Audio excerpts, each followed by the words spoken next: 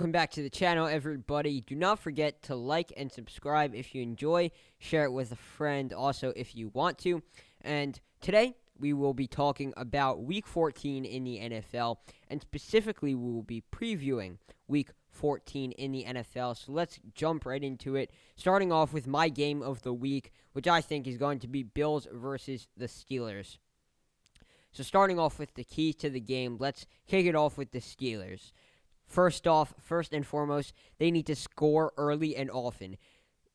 This team could not get anything going in the second half of that Washington football game. They didn't score the football. I believe they only got a field goal in that entire second half. That needs to change. They struggled all day offensively. Chase Claypool, Juju Smith-Schuster, Benny Snell Jr., all of them could not get going all day. All day. That needs to change against this high-powered Bills offense.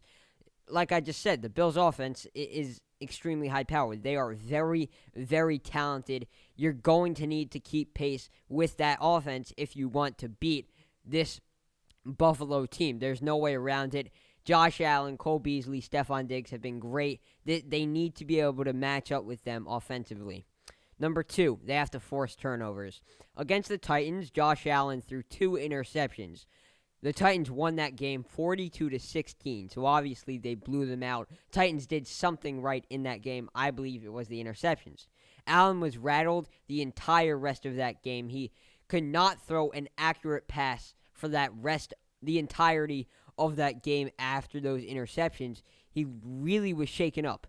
Really, really shaken up. And the Steelers' defense, they are capable of rattling guys with the pass rush, but it needs to go even further than that. They need to get turnovers. They need to fumble. They need to get sack fumbles on Josh Allen. They need to make him throw bad throws and turn over the ball and get interceptions.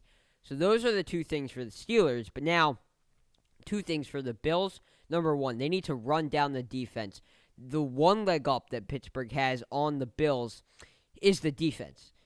It is. They have a vastly better defense than Buffalo. But if you can possess the ball, if you're the Buffalo offense, and keep that offense, keep the Steelers offense off the field and run down the defense, continue to get first downs. You don't necessarily need the big plays. Just run the ball well and continue to get first downs.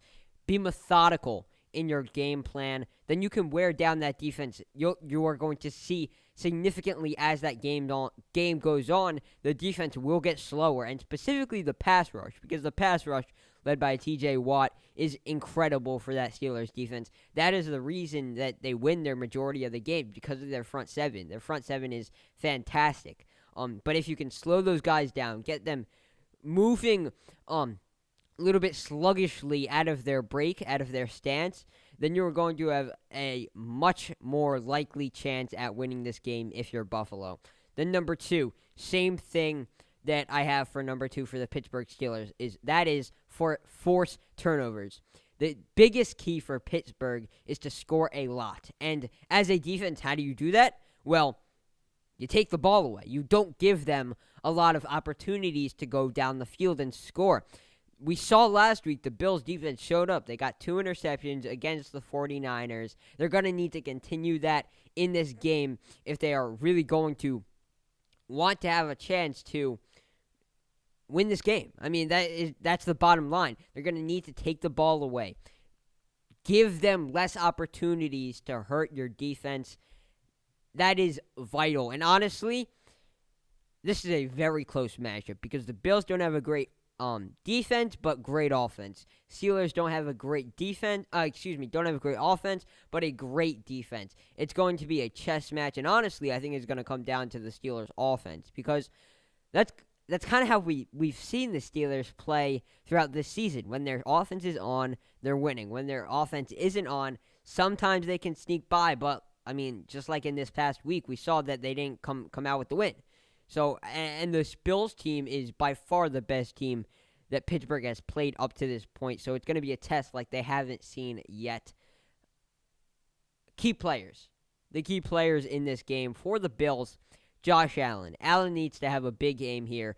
This Steelers defense is so good to the point where you aren't going to get a lot of plays that you're bailed out on and where you maybe make a bad play, but it's okay in the end because the defense made a mistake. Those opportunities won't be there because that defense is so good. They're not going to let up those plays, and to be honest, they're not going to let up big plays on good throws very much either. So Allen needs to be on his A game in this game. He needs to be playing some of the best football he's played in his entire career to come out on top of the Steelers' defense. So he's the key player for the Bills. But now for the Steelers, Chase Claypool. I alluded to it earlier that Claypool didn't play very good, but now Claypool at this point, throughout the season, he's become this team's wide receiver one. He is the best skill position player that they have. I mean, let's just tell it how it is. Even though he is a rookie, he has emerged as that phenomenal, incredible player for them and their best skill position player. I mean, honestly. But he didn't look like it against Washington. He got shut down that entire game. He only had 2 receptions for 38 yards. This guy needs to be better if Pittsburgh is going to want to come out on top in this matchup. That's how it is because he has become such a vital part of this unit that sometimes they do have a lot of other guys, but if he's not hitting, then it kind of it can close the gap for other guys like Juju and James Washington, because then you don't really have to worry about Claypool much and you can put your attention on some other guys. So he is a very, very substantial part to this team. He's going to need to be hitting on all cylinders for the Steelers in this game.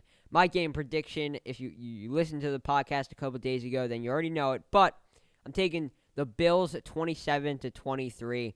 I think the Bills' offense is too good. I think they're going to, despite the Steelers' great defense, still be able to move the football. Not with ease, but well enough to the point that, they're going to be able to put up points. But it comes down to the bottom line is I don't trust the Steelers' offense. I don't. I haven't seen in the last couple of weeks that they are an elite unit and that they can put together really good games. So, Bills win by 4. Now, moving on, number 2 thing I wanted to talk about today is teams with the most to prove in this week. Tampa Bay Buccaneers. The Buccaneers have looked really bad recently. In their last 4 games, they are 1-3. So really not playing like a playoff team in the last 4 games. Their offense in the last 5 weeks also hasn't scored over 25 points. So especially their offense, which is a bit surprising because of the amount of firepower that they added this year, has really looked bad. They've looked bad this year. They are an absolute mess. Especially, Bruce Arians. He's calling out players on the team. He's calling out Tom Brady. He's not helping. He's adding more fuel to the fire. It's not a good situation in Tampa Bay. And then this week, they're going up against a Vikings team that is red hot. They are on a 5-1 streak in the last 6 games since their bye week. This week is going to be very telling for Tampa Bay. It will really show if they deserve a wild card spot because they're going up against a team that is also right in the mix. They are 1 seed behind them in the NFC. They also do have a wild card spot, so it's going to be very interesting to see how they match up against other teams right around that area that they are in. Then moving into the AFC, the Las Vegas Raiders. They are the second team that I think has a lot to prove this week. They are sitting at 7-5, and this team is 1 game out of the final wild card spot in the American Football Conference. But they haven't looked great in the last 2 weeks. They got absolutely demolished by the Falcons. They let up 43 to them, which can't happen if you're trying to be a playoff team. And then last week, they got bailed out by the Jets on a really, really bad defensive call by Greg Williams, the defensive coordinator, on a last-second Hail Mary. It's a Hail Mary. It was a desperation situation, and they probably, I don't want to say they should have lost that game because, they did end up winning, but they called a break with that play call. They really did.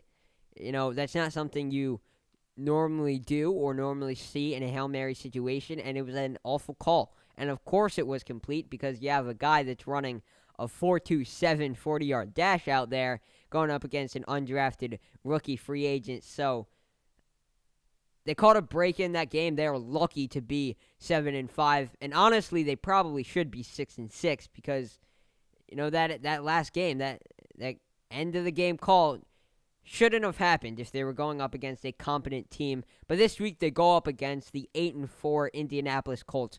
And this game, they're not going to be catching any breaks from that defense. That Colts defense is elite. This team is a playoff team right now. They have looked phenomenal in the last few weeks, with the exception of that Tennessee Titans game. But much like the Tampa Bay Buccaneers, it's going to be very interesting to see if they deserve that playoff spot, since they are going up against a team that is right where the Raiders are trying to get to.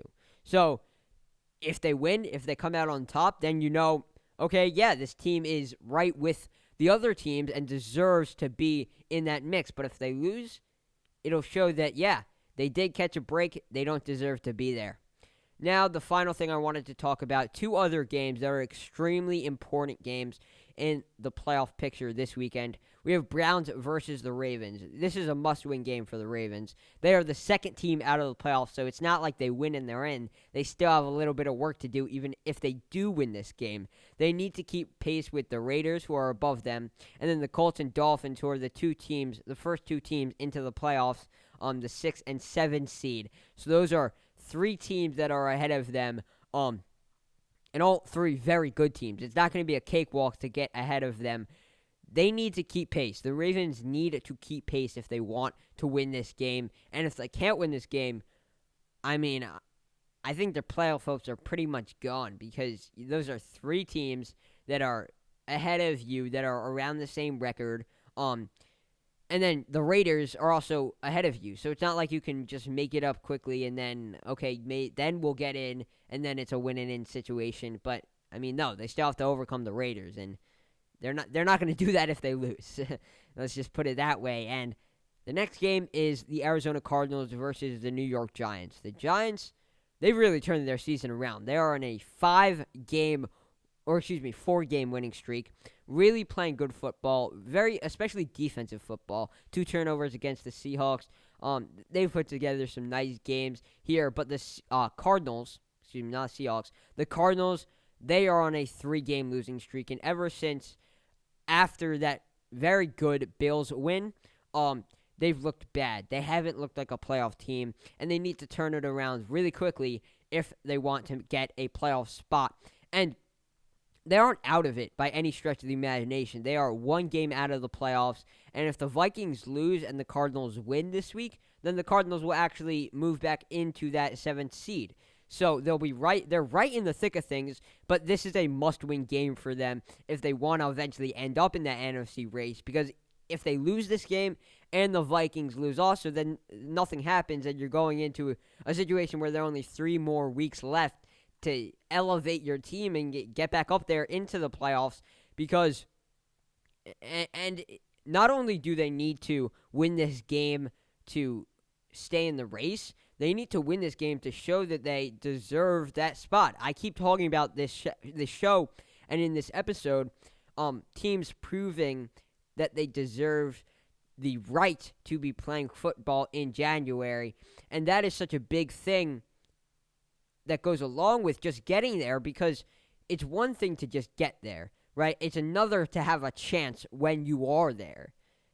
And, what's the point of getting there if you don't even have a chance, right? The Cardinals haven't shown to me in the last 3 weeks that they will have a chance if they get there.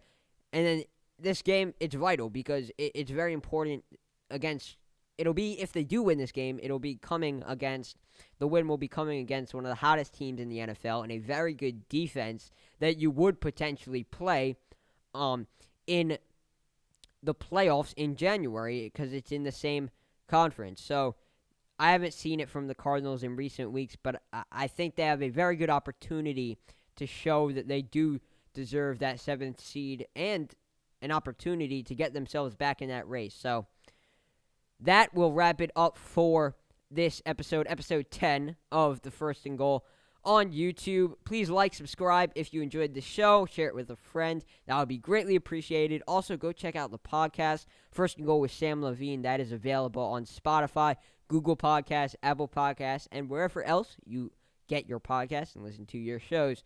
Check out the website if you want quick news, analysis, opinions, whatever it is, firstandgoalfootballtalk.com. And to stay up to date on all of it, everything that I post, everything that I broadcast, follow the Twitter, First and Goal FB. So that's going to do it for this episode. Thank you, everybody, for tuning in, and we will see you next time on First and Goal.